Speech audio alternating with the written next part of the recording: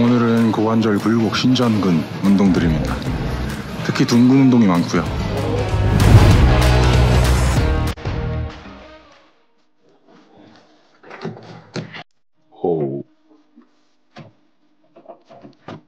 눈이 와가지고 차에도 눈이 쌓여서 이거 빨리 치우고 출발해야 될 것 같아요. 여기는 체감상으로는 지금 한국보다 조금 더 춥습니다. 이야, 저걸 설산이라 그래야 되나? 잘 안 보이나요? 멋있다.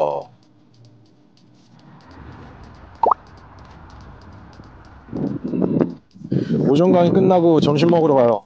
점심 메뉴는 똑같이 샌드위치. 여긴 제일 그게 나은 것 같아. 아침엔 눈 오더니 이제 해가 쨍쨍이네. 어제랑 같은 샌드위치 집입니다. 음식 보이지도 않게 찍는다 그래가지고 맛있게 해주십시오. 안녕하세요.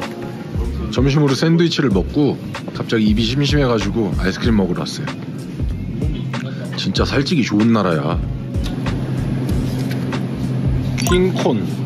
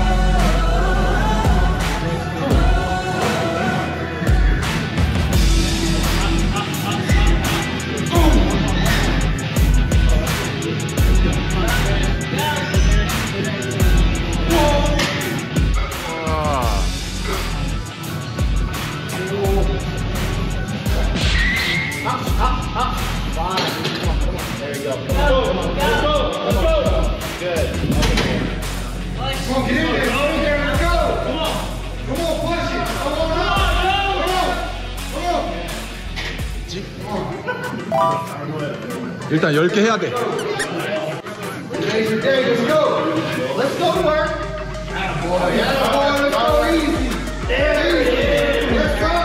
10개 해야 돼.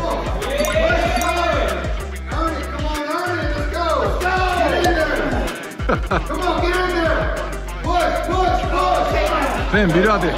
영국 이겨야 돼. 밀어! 할 수 있어.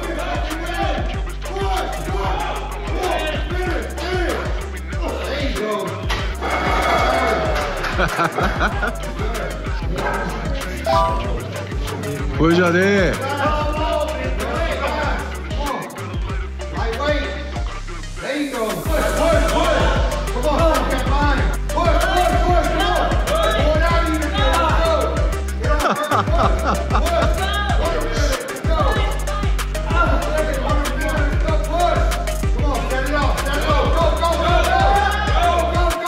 전 세계가 응원하고 있어 지금.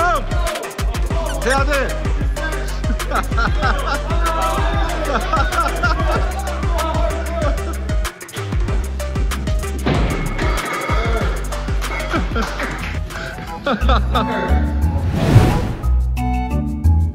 지금 교육 끝나고 저녁 먹으러 왔어요. 여기 바베큐 집이 있다 그래가지고 무려 한 30km를 운전해서 왔습니다. 여기가 저기서 메뉴를 고르고 여기서 고기를 따로 고르고 이렇게 해서 주문하는 것 같아요.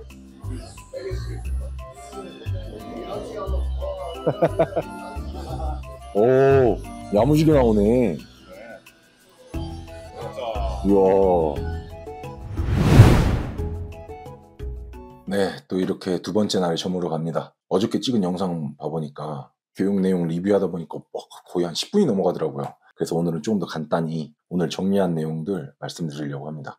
우선 오늘은 고관절 굴곡 신전근에 관련된 코스가 진행이 됐고요. 장면이랑 운동 실기가 다른 동작들이 굉장히 많이 나와가지고 오늘 나름 또 유익했었던 것 같습니다. 우선 핵심은 그거예요. 우리가 운동을 통해서 어떤 강화 작업을 하려고 하거나 아니면 근비대 뭐 이런 것들을 노릴 때는 가동 범위의 확장을 노리려고 하기보다는 운동 범위를 적중시키는 데 신경을 많이 써야 된다는 거죠. 자, 이 얘기가 무슨 얘기냐면 내가 뭐 OHP, 뭐 힙스러스터 뭐 이런 것들이 가동 범위만 길게 크게 움직인다고 무조건 좋은 게 아니라 내가 노리고 있는 목표 근육이 이상적으로 활성화가 될 수 있는 적정 구간을 노리는 게 훨씬 더 타겟팅이 명확하다는 거예요. 그래서 이런 개념들이 처음에 언급한 핵심이고, 뭐 여기에 따라서 중둔근의 전부, 중부, 후부 섬유는 장골의 기시를 갖고 있잖아요. 그러면 이 장골의 소프트한 S자 라인을 따라가기 때문에 전, 중, 후부 섬유가 부착점의 위치랑 힘선이 다 달라서 그 기능이 조금 더 다르게 표현이 된다는 거죠. 자, 그러면 이 계기를 우리가 훈련에 어떻게 끌어올 수 있냐?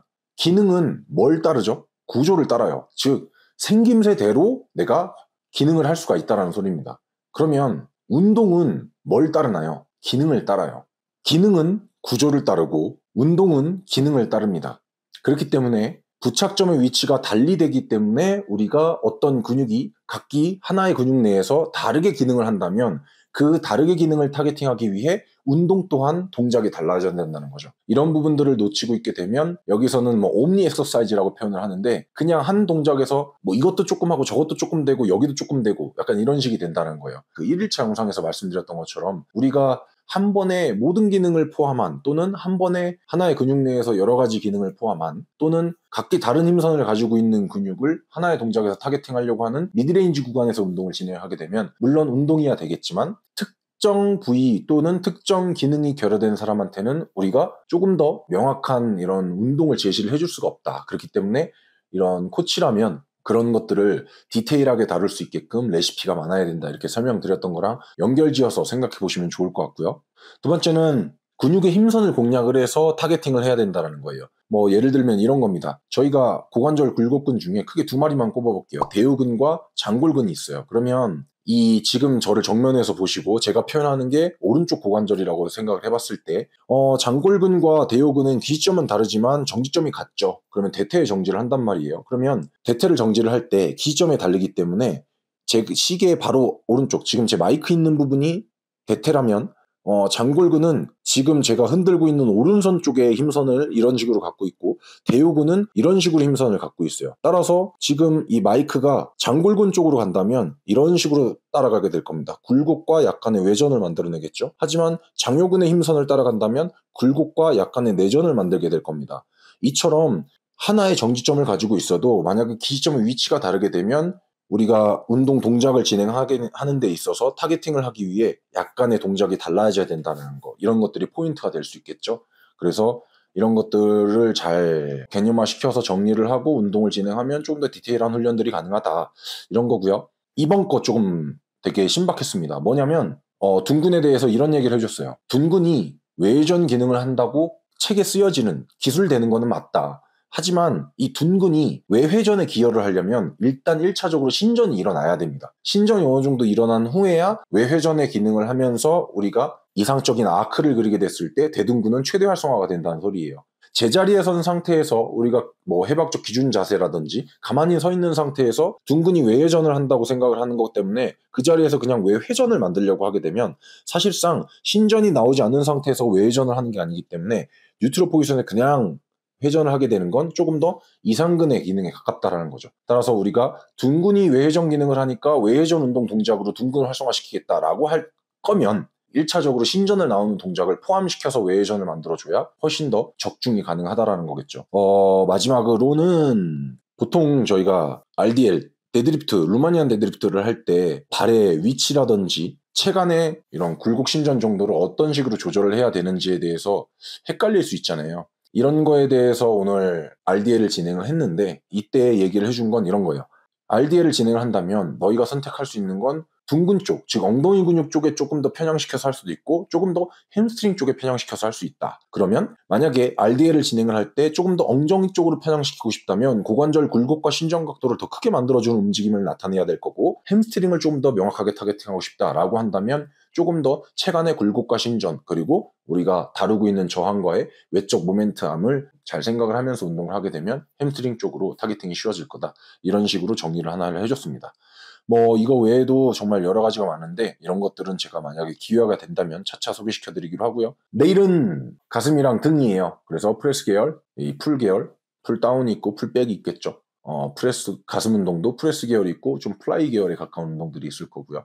이런 것들을 제가 작년에 교육받았을 땐 이 흉곽이라는 뼈에 대해서 이걸 지뢰로 활용을 잘 할 수 있는 아이디어를 보태서 운동 동작을 만들어내야 된다. 이렇게 얘기를 해줬는데 내일 또 뭐 추가된 내용이 있는지 한번 잘 들어보도록 하겠습니다.